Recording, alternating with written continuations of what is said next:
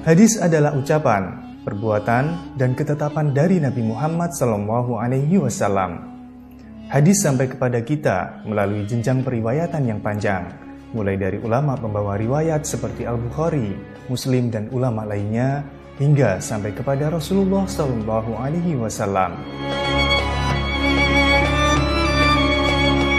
Jika ditinjau dari cara periwayatannya hingga sampai kepada kita, hadis dibagi menjadi dua, yaitu hadis mutawatir dan hadis ahad.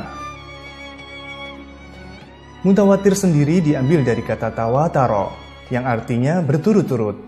Jika dikatakan tawataro al-matoru, berarti hujan yang turun secara berturut-turut.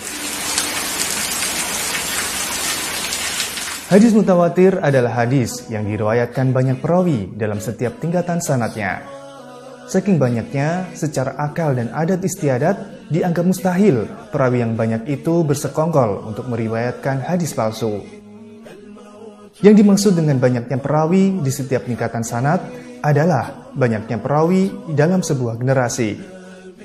Misalnya, Al-Bukhari adalah generasi setelah tabi'ut tabi'in. Maka, hadis mutawatir yang diriwayatkan Al-Bukhari adalah hadis yang memiliki banyak perawi di setiap generasi, mulai dari tabi'ut tabi'in, dan sahabat, hingga sampai kepada Nabi Muhammad SAW.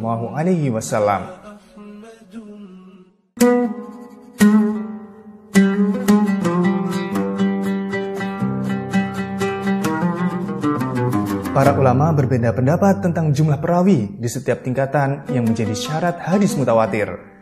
Namun dari pendapat yang paling kuat, jumlah minimal adalah 10 perawi. Para perawi tersebut bisa berasal dari wilayah dan garis keturunan yang berbeda, serta pandangan fikih yang beragam. Banyaknya jumlah dan latar belakang yang berbeda itu membuat mustahil jika mereka bersepakat untuk berdusta dalam meriwayatkan hadis. Selain itu, riwayat yang mereka bawa juga disandarkan langsung dengan panca indera mereka. Riwayat itu mereka sampaikan dengan penegasan, "Saya mendengar, kami telah melihat, kami telah merasakan," dan seterusnya. Syarat dan kondisi di atas membuat hadis mutawatir memiliki tingkat kepastian yang tinggi dan meyakinkan. Mau tidak mau, kita dipaksa untuk percaya secara mutlak, seakan menyaksikan isi hadis itu dengan mata kepala kita sendiri. Karena itulah seluruh khabar mutawatir diterima dan tidak perlu lagi memverifikasi jati diri para perawinya.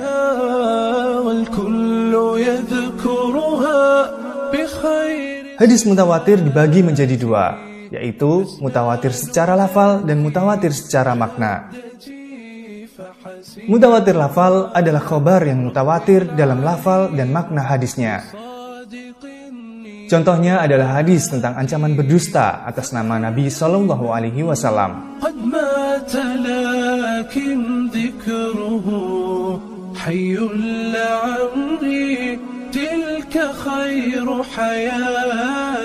Hadis ini diriwayatkan oleh lebih dari 70 sahabat dengan lafal yang sama persis.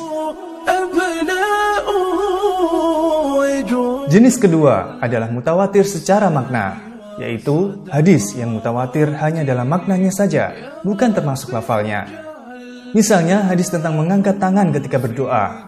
Terdapat lebih dari 100 hadis yang menjelaskan Nabi SAW mengangkat tangan ketika berdoa, tetapi dalam kondisi dan perkara yang berbeda-beda. Perbedaan kondisi dan perkara ini tidak dikatakan mutawatir, namun kesatuan makna, yaitu mengangkat kedua tangan ketika berdoa, termasuk mutawatir jika ditinjau dari banyaknya perawi yang meriwayatkannya. Lawan kata dari khabar mutawatir adalah khabar ahad. Hadis ahad adalah hadis yang belum memenuhi syarat-syarat khabar mutawatir, baik dari segi jumlah periwayatnya yang tidak banyak di setiap tingkat isnadnya, atau bisa jadi di awal isnadnya mutawatir, tapi di akhirnya hanya diriwayatkan satu orang saja.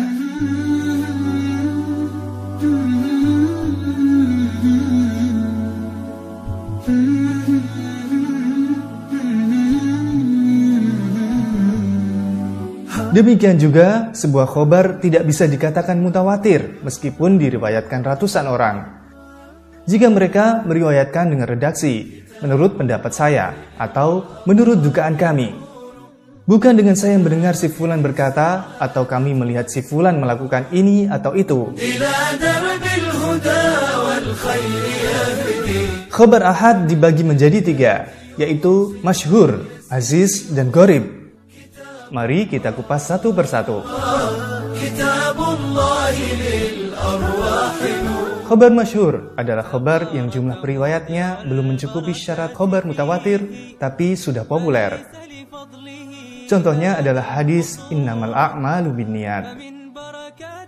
Di tingkat sahabat, hadis ini hanya diriwayatkan oleh Umar bin Khattab radhiyallahu anhu. Meski demikian, hadis ini sudah masyhur atau populer di kalangan kaum muslimin pada saat itu. Hadis masyhur ini juga beragam bentuknya. Ada yang masyhur di sebuah kelompok ahli ilmu di antara ahli ilmu lainnya. Hadis dari Anas bahwa Rasulullah SAW melaksanakan kunut selama sebulan untuk mendoakan kehancuran atas suku Ri'la dan Dhakwan, masyhur di kalangan ahli hadis saja. Hadis, orang muslim adalah orang yang orang lain terhindar dari bahaya lidah dan tangannya. Masyhur di kalangan ahli hadis, para ulama, dan juga orang awam. Hadis, perkara halal yang paling dibenci Allah adalah perceraian, adalah hadis yang masyhur di kalangan ahli fikih. Hadis, sebaik-baik hamba adalah Suhaib, seandainya dia tidak takut kepada Allah, dia tidak akan bermaksiat kepadanya. Masyhur di kalangan ahli nahwu. Hadis, sifat tergesa-gesa adalah dari setan, masyhur di kalangan orang awam. Kemasyhuran sebuah khabar dapat terjadi karena redaksi khabar itu sedang dibutuhkan oleh sekelompok orang. Misalnya, ketika terjadi perselisihan dalam masalah fikih di antara kaum muslimin, kemudian muncul khabar yang dinisbatkan kepada Nabi SAW bahwa beliau bersabda, perbedaan pendapat di kalangan umatku adalah rahmat. Hadis ini kemudian menjadi populer, meskipun dalam sanadnya ada yang lemah.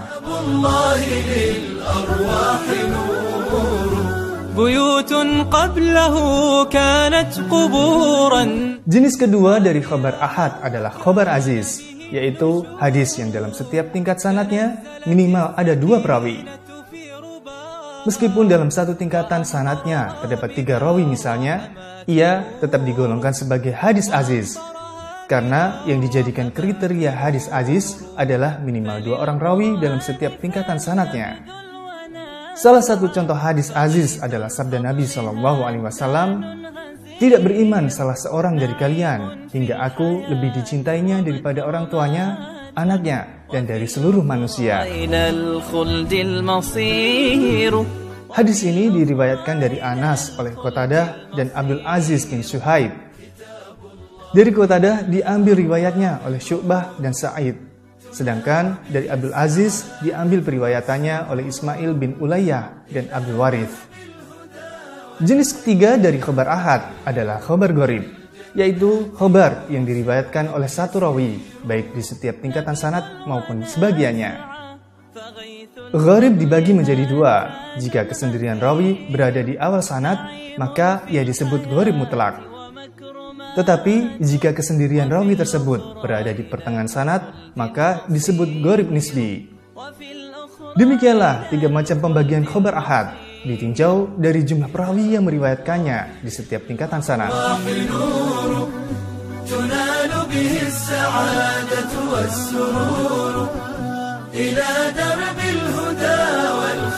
Adapun jika ditinjau dari kuat lemahnya, maka khabar ahad dipilih menjadi 2. Pertama, makbul atau dapat diterima. Meskipun terdapat kesendirian dalam periwayatan di salah satu tingkatan sanadnya, tapi para perawi dikenal kejujurannya.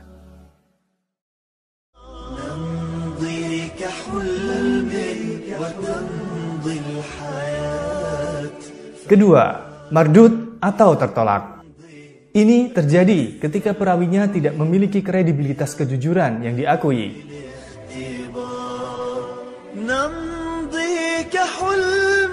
Demikianlah pembagian khabar mutawatir dan khabar ahad. Pembagian hadis menjadi mutawatir dan ahad ini adalah ijtihad para ahli hadis mutaakhirin yang tidak dikenal pada masa sebelumnya. Pembagian ini semata untuk membedakan bagaimana periwayatan hadis sampai kepada kita.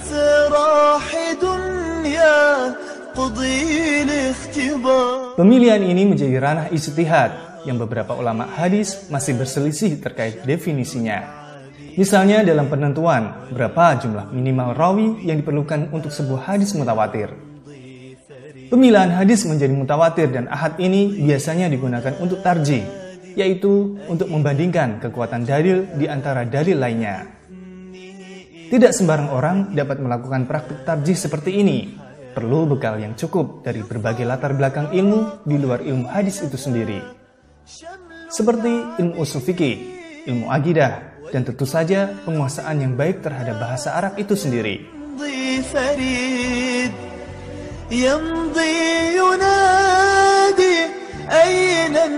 Karenanya, tayangan video ini hanya sebatas penjelasan definitif tentang mutawatir dan ahad semata.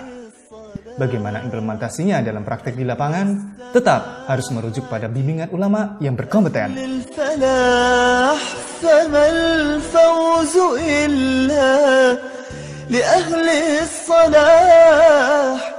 أهل السماحة أهل الفلاح